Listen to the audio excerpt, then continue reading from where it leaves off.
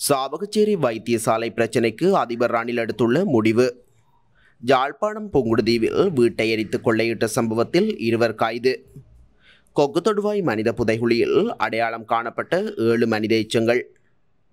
மட்டக்களப்பில் ஜனாதிபதி வருகைக்கு எதிராக முன்னெடுக்கப்பட்ட போராட்டம் நீதிமன்றம் பிறப்பித்துள்ள உத்தரவு. 50 லட்சம் ரூபாவிற்கும் அதிக பெறுமதியான 1373 கிலோ மஞ்சளுடன் 2 கைது. சட்டவிரோதமான முறையில் மலைப்பாம்பை கடத்திய 5 கைது.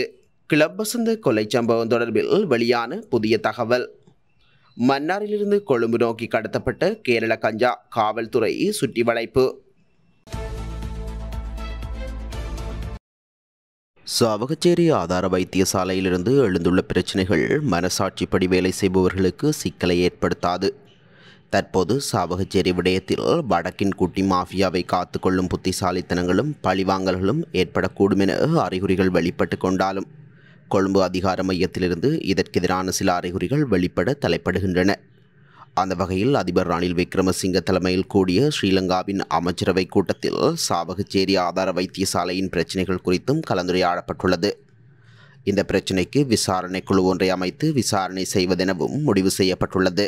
மேலும் சாவகச்சேரி ஆதார வைத்தியசாலைக்கு புதிய பதில் அத்தியட்சகரை நியமித்துள்ளமையினானது சில மாஃபியா முகங்களை காத்துக்கொள்ளும் நகர்வுகளாக உள்ளது. சாவகச்சேரி ஆதார வைத்தியசாலையில் மட்டும்தான் இந்த பிரச்சனையான கேள்வியும் தற்போது எழும்பியுள்ளது. சாவகச்சேரி வைத்தியசாலையில் நீண்ட காலமாக பல பிரச்சனைகள் இருந்துள்ளன என்று கடற்றொழில் மற்றும் நீரியல் வளத்துறை அமைச்சர் டக்ளஸ் தேவானந்தா தெரிவித்துள்ளார். அங்கு 3 மாடி கட்டணம் ஒன்றும் இருந்தும் கூட 14 வருடங்கள் சரிவர அந்த வளங்கள் பயன்படுத்தப்படாமல் இருந்துள்ளன. இந்த நிலையில் வைத்தியர் ராமநாதன் அர்ச்சுனாவின் ஊடாக இவை வெளிக்கொண்டு வரப்பட்ட போது பொதுமக்கள் தங்களது நிலைப்பாடுகளை வெளிப்படுத்தி வருகின்றனர் எனவும் அமைச்சர் சுட்டிக்காட்டியுள்ளார். லங்காஸ்ரீயின் ஊடறுப்பு நிகழ்ச்சியில் கலந்து கொண்டு கருத்து தெரிவிக்கும் போதே அவர் மேற்கண்டவாறு குறிப்பிட்டார். மேலும் விசாரணைகள் முடிந்து வைத்தியர் அர்ச்சுனா மீண்டும் சாவகச்சேரி வைத்தியசாலையில் கடமையை பொறுப்பேற்பாரா என்பது தொடர்பிலும் அமைச்சர் டக்ளஸ் தேவானந்தா தெளிவுபடுத்தியுள்ளார். யாழ்ப்பாணம் சாவகச்சேரி ஆதார வைத்தியசாலையில் குருதி பரிசோதனை செய்வதற்கான அனைத்து வசதிகளும் உள்ள நிலையில் தன்னை வைத்தியர்கள் தனியார் வைத்தியசாலையில் குருதி பரிசோதனை செய்ய சொன்னதாக பாதிக்கப்பட்ட நோயாளியொருவர் ஆதங்கத்தை வெளிப்படுத்தியுள்ளார். சாவகச்சேரி ஆதார வைத்தியசாலை முன்பாக நேற்று முன்தினம் தென்மராட்சி மக்களால் மேற்கொள்ளப்பட்ட மாபெரும் கவனஈர்ப்பு போராட்டத்தின் பின்னர் அவர் இதனை ஆதாரத்துடன் தெரிவித்துள்ளார். இதன்போது பாதிக்கப்பட்ட நோயாளி அதிக பணம் செலவழித்து குறித்த பரிசோதனையினை மேற்கொண்டதாகவும் அவர் மேலும் குறிப்பிட்டுள்ளார். சட்டத்தின்படி தற்போதும் நான் தான் யாழ் சாவகச்சேரி ஆதார வைத்தியசாலையின் வைத்திய அத்தியட்சகர் என வைத்தியர் அர்ச்சுனா தெரிவித்துள்ளார். இதற்கு ஆதாரமாக அவர் வெளியிட்டுள்ள காணொளியிலேயே இதனை கூறியுள்ளார். இந்த காணொளியில் அவர் மேலும் குறிப்பிடுகையில், வைத்தியர் சமன் பத்ரன யாழ்ப்பாண தமிழ் சமூகத்தை குழப்பும் வகையிலான அரசியல் நடவடிக்கைகளை தொடர்ச்சியாக மேற்கொண்டு வருகின்றார். இப்படியான புள்ளிகளால் தான் தமிழ் சமூகத்துக்கு அழிவு ஏற்பட்டது. சமூக மருத்துவத்தில் பட்டம் பெற்ற வைத்தியரான கோபாலமூர்த்தி ராஜீவை சாவகச்சேரி ஆதார வைத்தியசாலையின் புதிய வைத்திய அத்தியட்சராக சமன் பத்ரன் நியமித்துள்ளார். ஆனால் அவருக்கு அதற்கான அதிகாரம் இல்லை என மேலும் தெரிவித்துள்ளார். யாழ்ப்பாணம் புங்குடுதீவு 10ஆம் வட்டார பகுதியில் வீடு ஒன்று எரியூட்டப்பட்டு அங்கிருந்த பொருட்கள் கொள்ளையடித்துச் செல்லப்பட்டமை தொடர்பாக 2 கைது செய்யப்பட்டுள்ளனர். குறித்த கைது நடவடிக்கை நேற்று 10/7/2024 அன்று இடம்பெற்றுள்ளது. இதன்போது புங்குடுதீவு 11ஆம் வட்டாரத்தைச் சேர்ந்த மயூரன் எனும் நபரும் பல்லன் பகுதியைச் சேர்ந்த ஆட்காட்டி என்று அழைக்கப்படுகின்ற ராசலிங்கம் என்பவருமே ஊர்காவற்றுறை போலீசாரினால் கைது செய்யப்பட்டுள்ளார். இந்த 2 நபர்களும் புங்குடுதீவில் தொடர்ச்சியாக பல்வேறு சட்டவிரோத செயற்பாடுகளில் ஈடுபட்டு வருகின்றவர்கள் என்றும் ஆட்காட்டி என்று அழைக்கப்படுகின்ற ராசலிங்கம் என்பவர் பதிவுகள் ஏதுமின்றி கிராமத்தில் வாழ்ந்து வருவதாகவும் இது தொடர்பாக வேலணை பிரதேச செயலக அதிகாரிகள் உடனடியாக நடவடிக்கைகளை மேற்கொள்ள வேண்டும் என்றும் பொதுமக்கள் கோரியுள்ளனர். முல்லைத்தீவு கொக்குத்தொடுவாய் மனித புதைகுழி 3ஆம் கட்ட அகழ்வாராய்ச்சியின் 6வது நாளாகிய நேற்று மனித எச்சங்கள் அடையாளம் காணப்பட்டுள்ளன. அத்தோடு ஏற்கனவே 2ஆம் கட்ட அகழ்வு பணியின் நிறைவு நாட்களில் அடையாளம் காணப்பட்ட 4 மனித எச்சங்கள் அகழ்ந்தெடுக்கப்படாது காணப்படுகின்ற நிலையில் ஏற்கனவே 2 கட்டங்களிலும் அகழ்ந்தெடுக்கப்பட்ட 40 மனித எச்சங்களுக்கு மேலதிகமாக 7 மனித எச்சங்கள் அடையாளம் காணப்பட்டுள்ளதோடு எதிர்வரும் நாட்களில் இவை அகழ்ந்தெடுக்கப்பட உள்ளதாக தெரிவிக்கப்பட்டுள்ளது. முல்லைத்தீவு நீதிமன்ற நீதிபதி தர்மலிங்கம் பிரதீபன் முன்னிலையில் தொல்லியல் பேராசிரியர் ராஜ் சோமதேவ உள்ளிட்ட குழுவினர், தடயவியல் போலீசார் உள்ளிட்ட தரப்பினரின் பங்கு பெற்றதல்களுடன் இந்த 6ஆம் நாள் அகழ்வாய்வுகள் இடம்பெற்றன. 2ஆம் நாளாகவும் தொடர்ந்து ஐக்கிய நாடுகள் சபையின் இலங்கைக்கான அலுவலகத்தின் மனித உரிமைகள் அலுவலர் செல்ரின் அகிலன் அகழ்வு பணிகளை கண்காணித்தார். அந்த வகையில் ஏற்கனவே தீர்மானிக்கப்பட்டதற்கமைவாக கொக்குழாய் முல்லைத்தீவு பிரதான வீதியில் அகழப்பட்டு அகழ்வாய்வு செயற்பாடுகள் ஆரம்பிக்கப்பட்டுள்ள நிலையில் குறித்த பகுதியில் 3 மனித எச்சங்கள் இனங்காணப்பட்டுள்ளன. மேலும் அவ்வெலும்புக்கூட்டு தொகுதிகளோடு துப்பாக்கிச் சின்னங்கள் மற்றும் இராணுவ முகாம்களில் பயன்படுத்தப்படும் வேலி கம்பிகளின் துண்டுகள் என்பனவும் கண்டுபிடிக்கப்பட்டுள்ளன. இவ்வாறு அடையாளப்படுத்தப்பட்டுள்ள 7 மனித எச்சங்களும் வரும் நாட்களில் முழுமையாக வெளியே எடுக்க முடியும் என அகழ்வுகளில் ஈடுபட்டுள்ள தொல்லியல் திணைக்கள பேராசிரியர் ராஜ் சோமதேவ மற்றும் மனித உரிமைகள் சட்டத்தரணி நிரஞ்சன் ஆகியோர் ஊடகங்களுக்கு தெரிவித்துள்ளார்.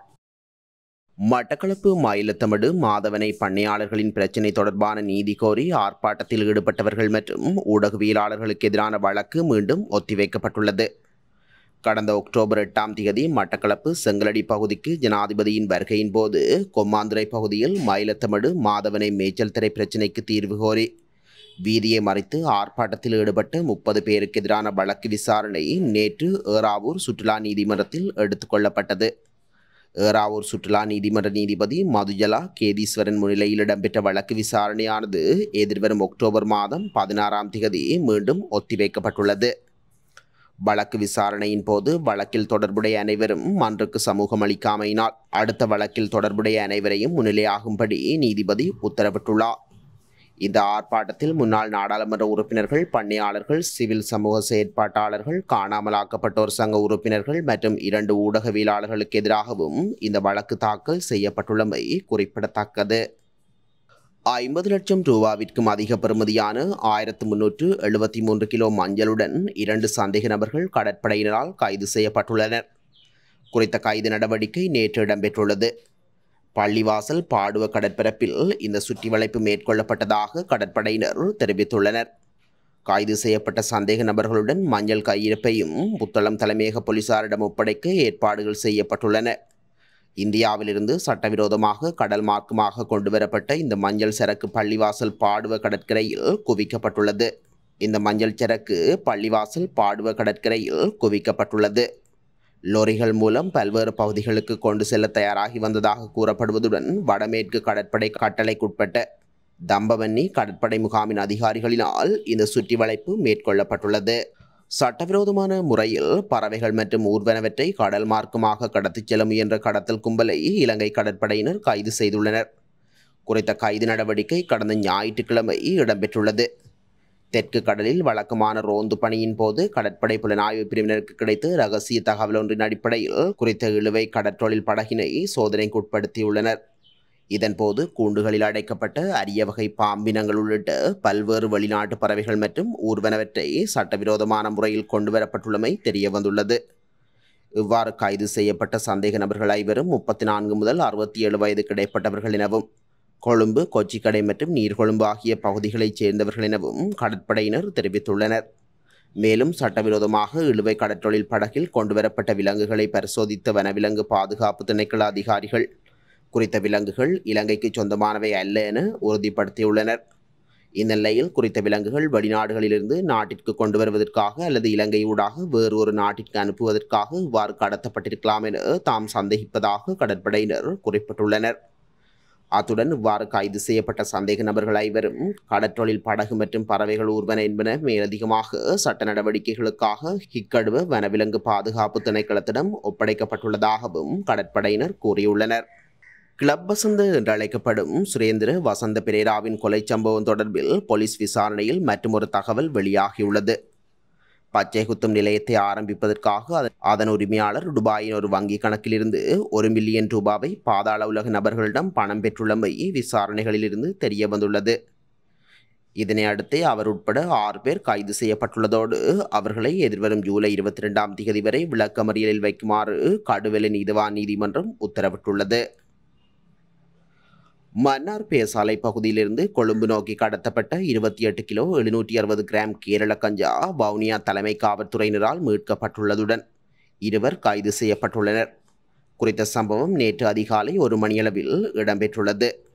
வவுனியா தலைமை காவல் நிலைய விசேட புலனாய்வு பிரிவினருக்கு கிடைத்த ரகசிய தகவலின் அடிப்படையில் வவுனியா தலைமை காவல் நிலைய பொறுப்பதிகாரி தலைமையிலான குழுவினரே இந்த கைது நடவடிக்கையை மேற்கொண்டுள்ளனர். மன்னார் பேசாலை பகுதியிலிருந்து கூலர் ரக வாகனம் ஒன்றில் சூட்சுமமான முறையில் கடத்திச் செல்லப்பட்ட போதே இந்த கைது நடவடிக்கை இடம்பெற்றுள்ளது.